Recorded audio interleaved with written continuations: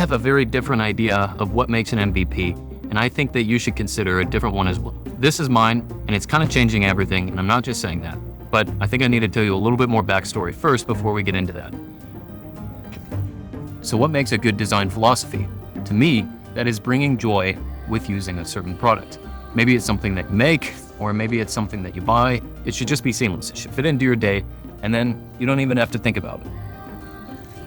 Got stuff all over my shoe. So I've been buying and selling gear for the better part of a decade now.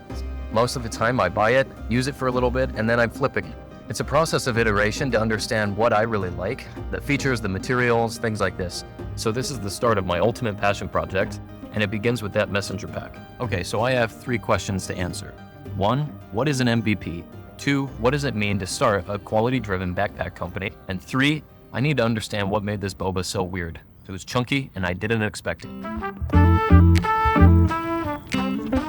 Okay, so in this scenario, this thing is my minimum viable product.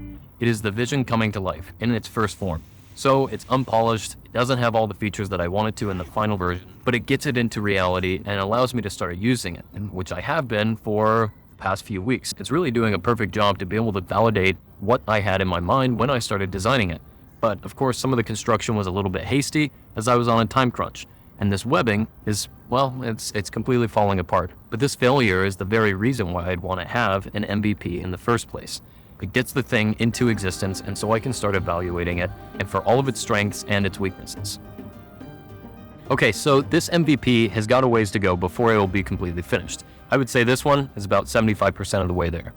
Fit and finish and features are definitely needing some refinement, but it's on its way.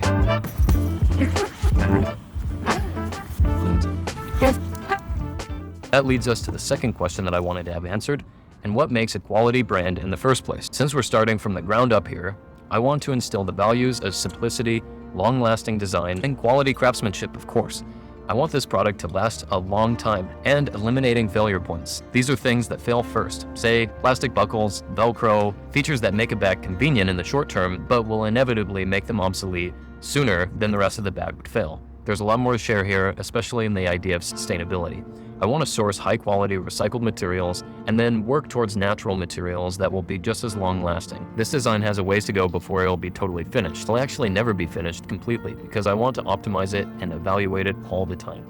Now though, I've been discovering all the joys of what it's excelling at, and whether that's traveling or even going on hikes and bike rides, it's proving to be my favorite bag I've ever owned and ever made, hence why I want to make it into something that I can share with other people as well. I think we had one more question to answer.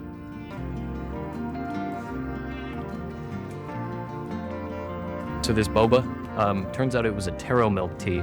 Well, some version of that at least. And there was a bunch of chunkiness in the bottom. And I guess that's the taro, maybe in a paste.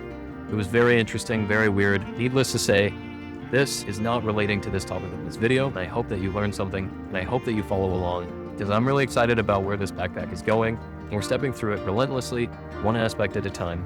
I can't wait to make more prototypes and get this thing into the hands of other people so they will be able to enjoy it as much as I am.